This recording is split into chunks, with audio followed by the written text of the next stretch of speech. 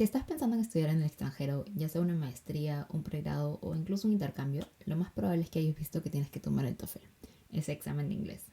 Pero exactamente qué es el TOEFL, cómo está estructurado, cuánto cuesta, cuáles son las preguntas, te lo cuento todo en el video de hoy. Y te cuento también cómo hice para sacar yo 112 cuando lo tomé. Hola, mi nombre es Mariana y yo estudié finanzas en la Universidad del Pacífico. Tengo una maestría en finanzas por London Business School y hace 3 años que trabajo en finanzas en banca de inversión en Londres.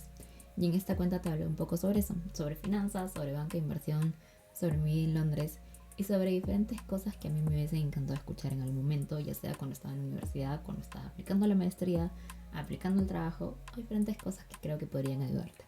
Así que si te interesa ese contenido, no te olvides de suscribirte al canal, darle like en este video. Y ahora te cuento todo. A ver, exactamente qué es el TOEFL. El TOEFL está diseñado para personas que ya tienen un nivel intermedio o avanzado. Y es una herramienta para las universidades para entender si es que realmente vas a poder estar a ese nivel. Estar a ese nivel, o sea, si tu idioma, si tu manejo de inglés va a estar al nivel que necesitan para que puedas estudiar ahí. Pero no es lo mismo tener un nivel conversacional que realmente tener un nivel en el que te puedes sentar en un salón de clases y puedes entender lo que está pasando y puedes conversar de temas un poco más académicos. Así que básicamente es eso, es un examen que nuevo va a decirle a las universidades si esta persona está calificada como para poder sentarse en esta aula y participar en un idioma inglés. Entonces no va a medir tu nivel de inglés, no es un examen que va a decir, tienes un nivel intermedio, tienes un nivel avanzado, tienes un nivel... No, sino más bien va a decir, sabemos que tiene este nivel intermedio, sabemos que tiene este nivel avanzado, eh, realmente está calificado para poder estudiar en inglés. El examen en sí dura un poco menos de 2 horas, pero también tienes unos 30 minutos de un check-in cuando tú llegas, te registras y todo, así que más o menos deberías planear unas 2 horas y media de tu día para poder tomar el TOEFL. Tiene una validez de 2 años y esto es súper importante y lo he dicho en otros videos. Si sabes que quieres irte de maestría en un año, si sabes que quieres irte de intercambio en 6 meses, si ya sabes, si esto está en tus planes, lo mejor que puedes hacer, creo yo, es tomar este tipo de exámenes, ya sea el TOEFL, ya sea el GMAT, con bastante tiempo de anticipación y sacarte este peso de encima. En un momento si no se te va a acumular todo y te vas a dar cuenta que hay un montón de papeleo que hacer, un montón de exámenes. Entonces el TOEFL tiene validez de 2 años, lo que significa que puedes tomarlo ahorita para aplicar el próximo año. ¿Y cuánto cuesta? Depende mucho de cada país. Por alguna razón tiene un costo diferenciado, no sé si exactamente si es por impuestos o qué, pero cada país tiene un costo diferente. Por ejemplo, si lo das desde Perú, son $260, si lo das desde España, son 211, en Colombia 215, en Chile 250. Entonces es un rango entre 200 y $160, pero depende mucho en qué país estés basado. ¿Y cuál es la estructura? Tiene 4 partes. Tiene la parte de reading, writing, listening y speaking. Entonces, en general, cuando aprendes un idioma, necesitas dominar estas 4 áreas. Así que lo que vas a hacer es básicamente ver tu manejo, tu dominio de cada una de estas áreas en el idioma. Y la nota va del 0 al 120. Y enlazando con las 4 áreas, en cada uno, entonces la nota va del 0 al 30. Y esto de nuevo va a medir cómo vas no solamente a un nivel como global, sino que también te va en cada de estas partes. Y a eso va la siguiente pregunta: ¿cuál es la nota mínima? ¿Qué nota necesitas? No es que haya exactamente un jalar pasar, no es que como que esta es la mínima nota y con eso ya pruebas, con algo no pruebas, porque acá el hecho, lo importante no es como aprobarlo, sino sacar la mejor nota posible. La nota depende mucho de cada universidad. Las mejores universidades generalmente suelen pedir de 100 a 110 como mínimo. Incluso algunas tienen un mínimo puntaje para cada sección. Por ejemplo, en Oxford creo que necesitas un mínimo de 110 y por lo menos 22 en la parte de listening, 24 en la parte de reading, 25 en speaking y 24 en writing. Para LSE, que es London School of Economics, por ejemplo, necesitas 27 en writing, 25 en reading, 24 en listening y 24 en speaking. Entonces hay algunas universidades que necesitas esto y realmente si es que no tienes el puntaje, si pasaste por ahí por -1, podrías pedir de repente alguna excepción, pero generalmente necesitas llegar a ese puntaje como mínimo. Mientras que hay otras universidades que te van a pedir el mínimo es 110, el mínimo es 100 y ya no tienen este puntaje por categoría. Y hay otras universidades también que no necesariamente tienen un mínimo, pero lo que sí tienen es un promedio y puedes ver cuál es el promedio de los alumnos y con eso guiarte si es que tu puntaje está bien o quizás deberías intentar volverlo a tomar y lograr un puntaje mayor. Así que esos son los grandes puntos de cuánto cuesta, cuánto es la nota, más o menos cuánto demora. Pero vamos ahora sección con sección. ¿Cómo es cada sección? ¿De qué consiste? Ahora te lo cuento. Entonces vamos con la primera sección, reading. La parte de reading demora 35 minutos y consta de leer 2 textos largos, que son aproximadamente 700 palabras cada uno y son temas académicos, pero pueden ser diferentes temas. ¿A qué me refiero? Sí, son temas académicos, pero te puede preguntar una de negocios y la otra puede ser de medicina, o de repente puede ser de arte o de historia. Pueden ser diferentes temas, pero académicos, o sea, de la manera en la que se escribirían en una universidad, de la manera que es un texto un poco más formal. Y son, en la parte de reading, en esta parte de leer, tienes 20 preguntas de opción múltiple. Entonces, al menos, si es que no sabes alguna, te queda la opción de intentar atinar a alguna de las respuestas. ¿Qué es lo mejor o cómo es la mejor manera de prepararte acá? Lo mejor que puedes hacer es leer mucho en inglés antes y leer de nuevo temas un poco más académicos, un poco más formales. Tienes diversos periódicos como The FT, o sea, The Financial Times, The New York Times. Puedes entrar a Bloomberg, puedes entrar a Reuters. Si tienes acceso a libros en inglés también de diferentes temas y temas que te gusten, porque de nuevo, no es que tienes que ser experto en todos, no es que te va a venir un texto en medicina y tú no sabes nada de medicina, porque esas palabras que son un poco más específicas te van a dar cuál es la definición y no es que importe mucho que sepas de ese tema, importa que entiendas el texto.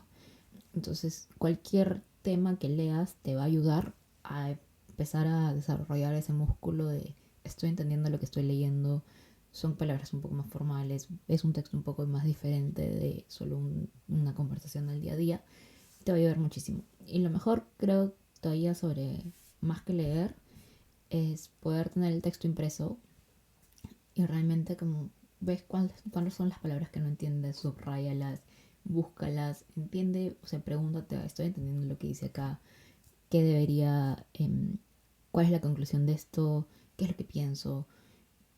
Lee el texto, pero realmente asegúrate de que estás entendiendo lo que estás leyendo.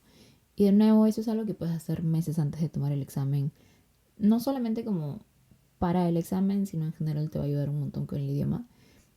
Pero creo que es alguna manera como de estudiar sin realmente estudiar. Es una manera más de trabajar ese músculo de estoy entendiendo esto, que te va a ayudar muchísimo acá. La segunda parte es el listening. Listening, aparte de escuchar, son 36 minutos en los que escuchas 5 conversaciones y tienes un total de 28 preguntas. Entonces tú escuchas un audio, luego respondes, escuchas otro audio, luego respondes. Los audios solamente los escuchas una vez. Entonces tú no lo puedes pausar, tú no lo puedes repetir. Y acá está como la parte en la que tienes que estar súper concentrado en lo que te dicen, realmente retener la información y luego poder responder la pregunta.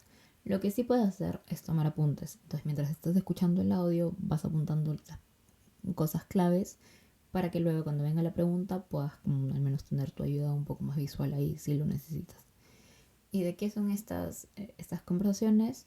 De nuevo, son temas académicos, son situaciones en las que estás en el aula y el profesor dice algo, son situaciones de una conferencia en la que se dice algo y te preguntan qué es lo que has entendido o qué es lo que se ha dicho en esa conversación. ¿Cómo puedes prepararte acá? A ver, de la misma manera necesitas desarrollar ese músculo de acá de escuchar. Y si bien escuchar música va a ser muy bueno en general para aprender inglés, ver series también creo que es muy bueno para aprender inglés. En este caso en particular necesitas temas un poco más académicos. Así que mejor que escuchar música, creo que te recomendaría escuchar podcasts. Escuchar podcasts que sean más académicos. De nuevo, The Financial Times tiene uno buenísimo. The BBC tiene uno genial. Pueden ser de algún tema que te guste. Si te gusta la energía renovable, varios de energía renovable. Si te gusta el arte, varios de arte. Si te gusta historia, intenta buscar un podcast que también te guste para que realmente te quedes enganchado. Pero yo lo que hacía, por ejemplo, es me iba caminando como por media hora, una hora, y ponía las noticias de la BBC, demoran media hora, más o menos entre 28 minutos, media hora, y son las noticias de hoy día. Entonces como te queda ahí en el oído y intentas, ok, eso está pasando, y te ayuda muchísimo a desarrollar ese músculo. El del Financial Times igual demora como entre 10 a 15 minutos, también es muy bueno. Busca diferentes podcasts que realmente tengan un idioma, un lenguaje académico. Hay muchísimos podcasts en Spotify, en todos los lugares, que creo que tienen uno más coloquial. No te vayas por ese lado, te va a ayudar a desarrollar el idioma para el día a día, pero no exactamente para el TOEFL. Tercera sección, la parte de speaking. A diferencia de los dos anteriores, la parte de speaking tiene solamente 16 minutos. Así que es menos tiempo que las otras dos secciones. Y acá tienes que responder 4 preguntas. ¿De qué tratan esas preguntas? La primera es un poco más sobre ti, más personal, que puede ser cuéntame sobre tu ciudad. De hecho, esa fue una de las cosas que me preguntaron a mí. Puede ser cuáles son tus hobbies, puede ser diferentes cosas como más personal. Y las otras 3 son de nuevo más académicas, más algo sobre algo que has leído. O sea, te ponen un texto chiquito o te ponen una conversación y tienes que hablar sobre eso. Acá las respuestas son de 45 a 60 segundos. Y esa es la parte clave. O sea, eso es la parte que tienes que entender en la parte de speaking. Es ese tiempo en el que tienes para responder la pregunta. ¿Por qué? Acá mi mejor consejo es mejor ser claro que empezar a ser creativo. Porque si tú no manejas necesariamente ciertas palabras, de repente sabes lo que significan palabras como de un inglés más avanzado y te pones a tirar las palabras para demostrar que las sabes, es probable que no te alcance el tiempo, es probable que te trabes, es probable que quieras volver a hacerlo y ya se acabó. Vas a estar mucho mejor usando un idioma sencillo, un lenguaje muy claro, pero en el que realmente te puedas expresar, en el que realmente puedas decir, yo creo esto y esto y esto, y ya está. Es mejor también que te sobren 2-3 segundos a que te falten 2-3 segundos. Porque cuando te faltan es que no has podido cerrar tu conclusión, no has podido cerrar tu argumento, y esa es la parte que realmente les interesa. Y como anécdota, a mí me pasó eso. Yo de hecho di el TOEFL 2 veces. La primera vez fue antes de que me vaya a intercambio a Frankfurt. Y lo di sin prepararme, sin estudiar. Yo, o sea, tenía un idioma, un manejo del idioma como intermedio avanzado. Dije, no necesito estudiar. De hecho, me levanté y fui a tomar el examen sin entender cómo era toda la estructura. Y esta fue la parte en la que peor me fue, porque se me cortaban las respuestas, porque yo empezaba a hablar y de ahí se acababa el tiempo y no podía decir lo que quería decir. Y me fue muy mal en esta parte. Creo que al final saqué en total más de 90 sin prepararme, que no es malo, pero para lo que yo pensé que me iba a sacar, realmente fue como un golpe de... Tenía que haber, no necesariamente estudiado, o sea, tomar clases para estudiar, pero sí entender cómo es la estructura del examen. En cambio, la segunda vez que lo di, que sí me pasé 2 o 3 horas el día anterior entendiendo cómo funcionaba el examen, viendo un montón de videos de cómo funciona el examen, leyendo cuáles son las estructuras. Cuando ya me tocó responder estas preguntas, yo sabía como ya, ok, tengo 45 segundos, más o menos me voy a tomar 40 segundos a responder esto. Esta es mi respuesta. Y de nuevo, ir con palabras sencillas que realmente domines va a ser mucho mejor que ir con palabras súper rebuscadas que te van a hacer que te trabes. Así que mi consejo acá siempre es mira tus tiempos, intenta ir por algo sencillo, pero que realmente te puedas explayar bien. Y por último está la parte del writing. En la parte del writing, en total son 29 minutos y tienes que escribir 2 textos. Entonces aproximadamente en uno son 150 palabras y tienes 20 minutos, y en otro tienes 10 minutos. Para el primero es un ensayo en el que te tienes que leer un texto y creo que escuchas un audio y respondes en base a esto. Y en el segundo es la respuesta a lo que un profesor o una profesora pregunta en clase. Y de nuevo son 10 minutos acá. Y acá lo mejor que puedes hacer es saber estructurar tus textos. Y es algo que lo haces también en español, entonces es más o menos traducirlo al inglés. pero siempre tener una introducción, un cuerpo y una conclusión, y en cada uno introducir lo siguiente y ver muy bien cuál es tu argumento, empezar en tu introducción con yo creo esto, bla, bla, bla, y terminarla con en el siguiente ensayo o en el siguiente texto me voy a enfocar en esto, esto y esto para concluir esto.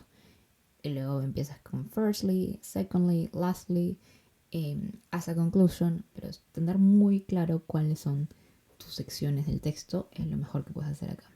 Y voy a dejar una guía abajo con cuáles son estas palabras y cuáles son como estas frases que te ayudan en cada sección del texto, que de nuevo creo que son fundamentales para sacar una buena nota en esta sección. Así que esas han sido las 4 secciones. Espero que les haya ayudado, espero que haya podido compartir un poco de cómo fue todo el proceso.